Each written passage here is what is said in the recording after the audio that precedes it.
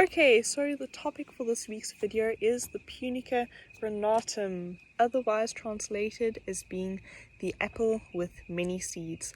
I recently did a botanical assignment on this fascinating fruit and I was quite stunned and amazed and intrigued by it, hence why I decided to do a video on it. So this interesting plant is native to Iran and northern India, but is produced globally, with its major producers namely being Egypt, Israel, South Africa, the USA, Belgium, Italy, France, Spain, Tunisia, and China. Its classification includes its domain being Eukarya, its kingdom being Plantae, its phylum being Magnoliophyta, and its class being Magnolioceta. Other things that are interesting to note is that it is an angiosperm, which basically means that it starts out as being a flower and seeds form within a chamber in the flower, and the chamber walls later develop into what we now see as being a fruit.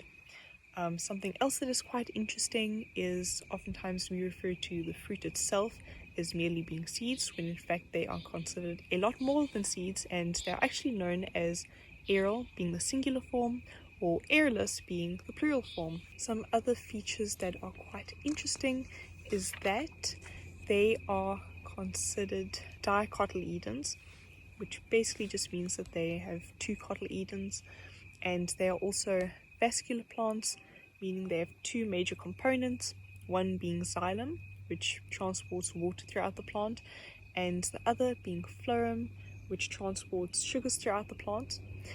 We often think of pretty much every plant as being vascular. Well, it's easy to have that misconception. However, there are certain plants such as mosses that have to be very near a water source due to them being non-vascular and unable to actually transport water and nutrients and proteins throughout the plant intrinsically. They are also known as autotrophic, which in short basically just means that they use photosynthesis.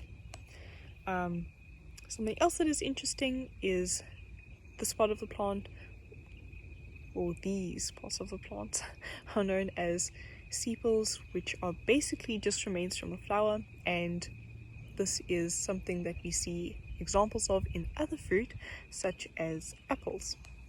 Some of the health benefits include that they are very high in antioxidants, they have very good anti-inflammatory properties, they are also good anti-astringents, they have good antibacterial properties, they are high in vitamin K, high in magnesium, and also provide a good source of fiber. With the vitamin K, it is known to be very good with aiding the body with its blood clotting functions, and pomegranates are also said to lower blood pressure.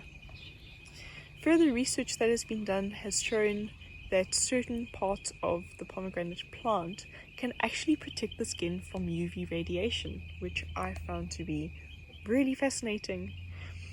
Something that is also interesting is both the rind of the pomegranate fruit and the tree bark can actually be used to detach tapeworms from the intestinal wall.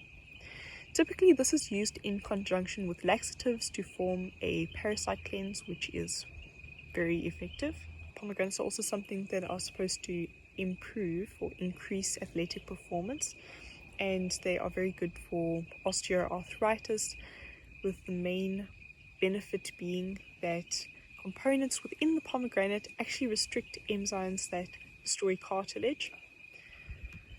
They are also beneficial for oral health, with numerous studies having been done on pomegranates and mouthwashes and subsequent oral health improvements.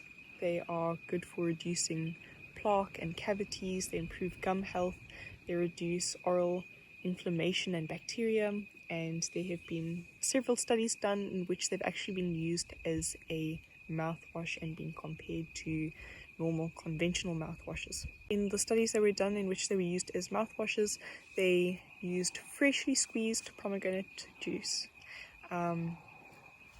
using the aryls, and the test participants used it by basically swishing the extract around in their mouth for 2 minutes before spitting it out and rinsing it, and they were said to have very good results from that.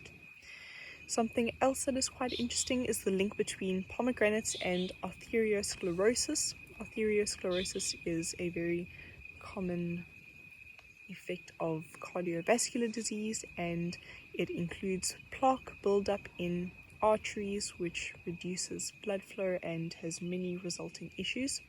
Pomegranates have actually been shown to aid in prevention, and they can possibly even help reverse atherosclerosis. Pomegranates are also interesting from the perspective that they are good for diabetes, and it is said that consuming pomegranates post meals can actually lower blood sugar spikes, which is something that is very beneficial for those who are suffering from diabetes. And one of the most fascinating things that I discovered was that they show huge potential in aiding with cancer.